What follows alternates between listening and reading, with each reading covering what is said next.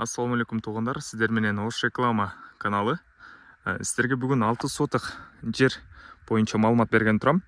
Қайсыл жерде десеңіз, Араванда, Тепе-Қорғондо, Кеңсай массивіне қараған жерде 6 сотық жер тилкесі сатуға шықты. Қызыл кітеп документтер барысы тақ туғандар.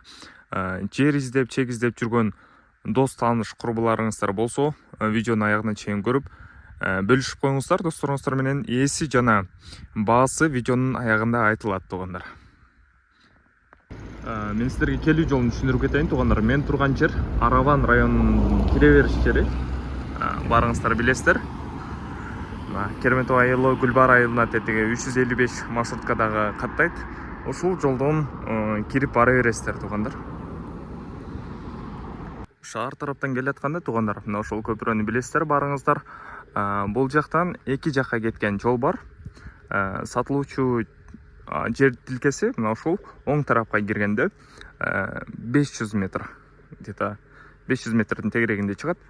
Ошол жерде жайгашкан туғандар. Сиздерге жолду түшүндүргөнчө мен сатылуучу жерге да келип калдым туғандар. Кайсыл жактан келебиз десеңиздер, тетиги жактан Гүлбардын көчөсүнөн кирип келе бересиздер. Тепе-Коргонго келгенде Кеңсай массивине караштуу жер тилкеси.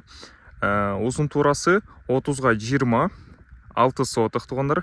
Қызыл китеп документтер барысы так туғандар. Баасы канча десеңиздер, 1 миллион сомго коюлуп атат баасы. Содалашы жолу бар. Эсин номерин айта турган болсом, 504 менен 930 888. Дагы бир жолу кайталайм. 504 менен 930 888 туғандар.